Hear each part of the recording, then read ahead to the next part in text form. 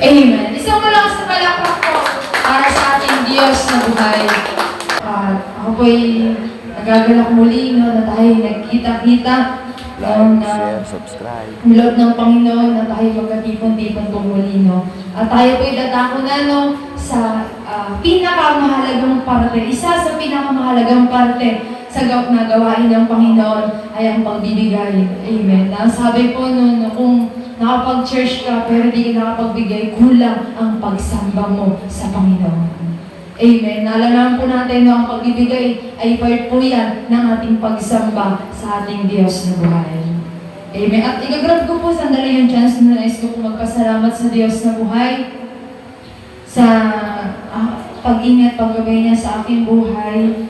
Nagpapasalamat ako sa Panginoon sa araw-araw na paggabay niya, sa kalakasan, maging sa aking pamilya, na doon yung pag-ingat, paggabay ng Panginoon.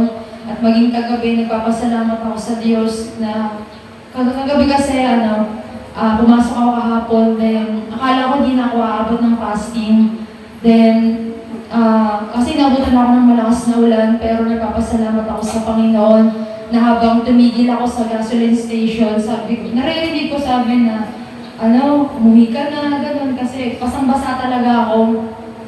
Pero tinignan ko doon, sabi ko na, hindi, naniniwala ako na hawak ng Diyos yung buhay ko, hindi ako magkakasakit, hindi ako makakaramdam ng anumang karamdaman, At kahit ganun yung malakas na ulan, ay hindi na ako umuwi, pero nandun na nagpapasalamat ako sa Panginoon kasi yung tinig niya, yung nanaig kagabi, at makarating po ako dito sa church, at makaating po ako ng fasting. Sa Diyos ko talaga mapurihan. At pinagpapasalamat ko po yun sa dakilang Diyos na buhay.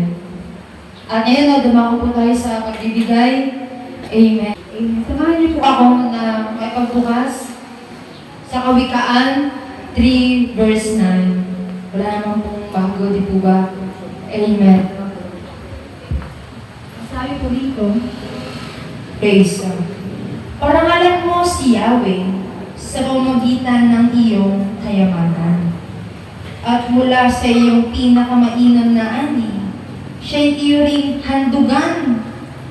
Sa gayong kamalig mo ay lagi ng aapaw, sisid lang ng inumin ay hindi na matutuyuan. Palakpakan po natin ang salita ng Panginoon. Makita po natin dito, sasabi dito ni sa Kawikaan po ay si Haring Solomon po ang nagsasalita rito, na alam naman po natin ang sabi rito, parangalan mo si Yahweh sa pamamagitan ng iyong kayamanan. Hello church, alam naman po natin sa ating mga kinabubuhay, ano naman po ang ating tinatamasa sa araw-araw ng ating buhay, sa ating pagtatrabaho, sa ating pagninegosyo, lahat ng mga bagay na ating nakakamtan, lahat ng mga bagay sa ating mga kinikita, ay aminin po natin, lahat ng iyan ay hindi po sa atin yan. Amen. At lahat po ng mga bagay na ay may bahagi po ang Panginoon. Amen. Amen. Anong sabi niya? Parangalan mo si Yahweh. Amen. Sa pamamagitan ng iyong kayamanan. Amen. Na sinasabi po rin ng Panginoon na ano yung mga bagay na tinatamasa mo ay bahaginan mo ang Panginoon. Anong sabi niya? Ang alam niyo church, ang hinihingi lamang po ng Panginoon ay 10%. Na sa ating makinita, na nakikita po natin sa 100% ang hinihingi lang ng Diyos, 10%, may 90% pa na natira sa iyo. Bakit? Dahil 90% yung tinira sa iyo ng Panginoon kasi alam niya malaki yung pangangailangan mo. Amen. At yung 10% na yun na binigay mo, yun yung mag-iingat sa 90%. Amen. Amen. Na nakikipagsubukan po tayo sa Panginoon. Anong sabi niya? Kapag tayo po yung nagbigay ng parangal sa Diyos, kapag po pala tayo yung nagbibigay sa Diyos, ay para na po natin siya pinaparangalan.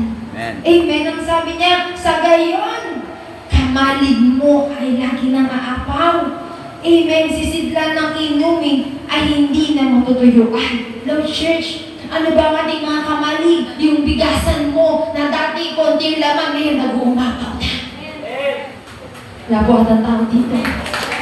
dati yung bigasan mo, nalala ko yung mga bigasan dati, mga lata-lata, ganun no.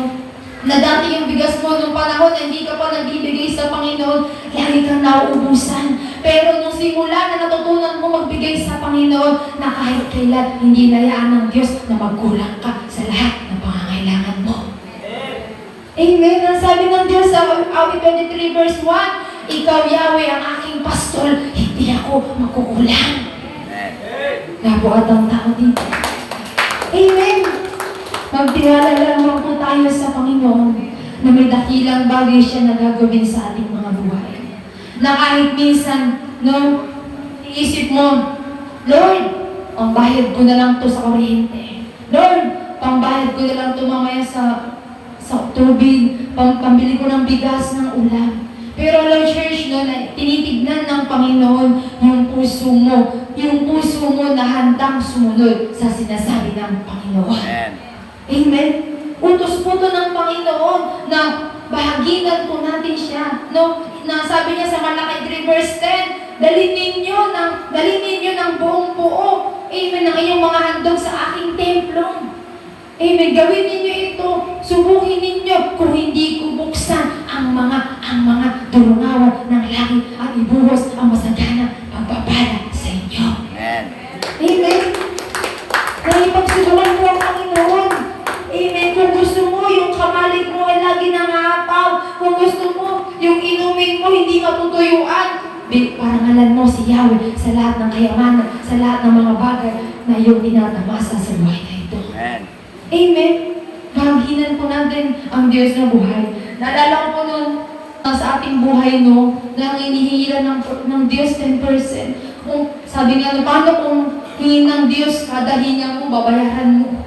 Kada hihinga ka, sisingilin ka ng Panginoon. Kulang pa yung pagtatrabaho mo para mabayaran. Yung binibigay ng Diyos, amen, na kalakasan, amen. Di ka naman makakapagtrabaho kung di ka bibigyan ng Diyos ng lakas. Amen. Kaya nung hindi nagsasabi rito ng Panginoon na atin daw po siyang bahaginan, amen, upang matugunan ang pangangailangan ng kanyang templo. Amen. Alam niyo, church, di naman kailangan ng Diyos ang ating mga pananalapi. Ang kailangan lang ng Diyos, yung puso mo na handang sumunod sa sinasabi niya. Amen. Labuhat ang tao dito. Amen. Mayaman ang Diyos. Amen. Lahat ng bagay sa ibabaw ng mundo ay pagmamay-ari niya. At lahat ng mayroon siya dahil sumunod ka sa Panginoon ay mayroon ka din. Labuhat ang tao dito. Amen. Lahat, alam mo, ang Diyos ang ating Ama. Amen. Di ba kapag yung tatay mo nagmamay-ari ng ganito, ang tatay mo, marami siyang ari-arian, ikaw na anak niya, sa'yo din yun. Amen. Kaya, walang puwang, no, na tayo'y mabalisa, no, na tayo'y mga no, ano yung ating araw-araw nakakainin, iinumin. Hello, church, natin pagsubukan po ang ating Panginoon. Ang sabi niya, sa pamagitan na yung kayamanan, pinakamainam na ani, siya yung iring handugan. Hello, church, ang sabi ng Diyos, pinakamainam. Yung pinaka-the best mo. No, kung paano po nung panahon si Cain at Abel, no, sila po'y naghandog sa Panginoon, kinalugdan po ng Diyos si Abel. Bakit? Pinili niya yung panganay, pinili niya yung pinakamainam na bahagi, amen, na kanyang binigay sa Panginoon. Amen. At din naman po, no, sa ating mga buhay. At tayo po ini-encourage, no, na magbigay ng tapat sa Panginoon. Ayan po, no, church, alam nyo, ayan yung susi para pagpalain ka ng Panginoon ang iyong buhay, maging ang iyong sambayanan. Amen. At doon naman po sa ating mahal na pastor, no, anong sabi po sa Matthew 10, verse 10, no, makipagbukas po kayo sa akin. Ang sabi po dito sa Matthew 10, verse 10, sa inyong paglalakbay, huwag din kayo magbaon ng pagkain bisan, pamalit, na sandalyas o tungkod, sapagkat ang manggagawa ay karapat dapat na tumanggap ng mga bagay na kanyang ikabubuhay. Amen, church! Ang Diyos na po mismo ng salita ng Diyos na nagsasabi na ang manggagawa daw po ay karapat dapat na tumanggap ng kanyang mga ikabubuhay. Amen. Sino ba ang magpapala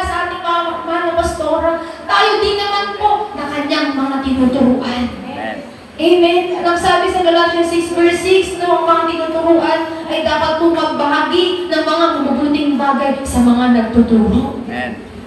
Noon, alam naman po natin na ang ating mahal na pastora ay nabubuhay lamang po sa pananampalataya. Kaya yung po, no, encourage ko po, no, na tayo po'y magbigay sa Panginoon. Meron po dyan na salo-salo at mission. At yun po, no, tayo po, at nanayahan ko po, no, mabilis lamang po ang oras, nanayahan ko po na tayo po ay magbigay sa Panginoon.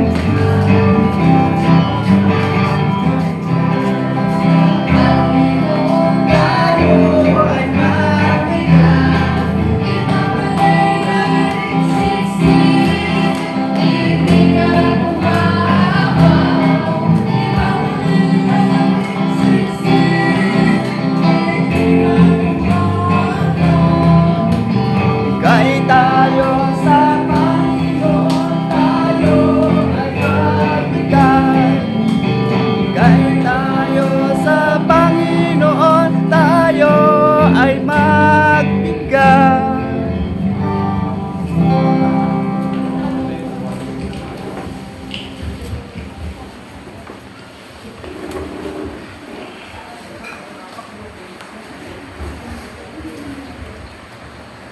Sige po, atin pong extend ang ating kamay na sa opening bakit. Atin po yung panalangin, ang mga panalangin po. Yes, Lord Jesus, dakilang Diyos, ang manay mo sa lahat. Salamat, Lord Jesus, sa mga panalangin ito na ibinigay ng aming mga kapatid. Na, Lord, sa limang pagsubukan sa iyo, Panginoon, na iyong pupunuin ang kanilang mga kamalig, ang kanilang mga sisindan ng inumin, ay di niyo po hahayaang matayuan, Panginoon. Bibili, Father God, tuloy niyo po sa iyo ng mga pananalapin ito, Panginoon, mga gamit sa iyong treasure, Panginoon. Salamat, Lord, sa mga nagbigay, patuloy pong pagpalaya sa mga di nakapagbigay, Lord. I-bless niyo po sila, Panginoon. Sa mga kuha, sa mga susunod na araw, panahon, silang makapagbigay, Panginoon. Salamat, Lord.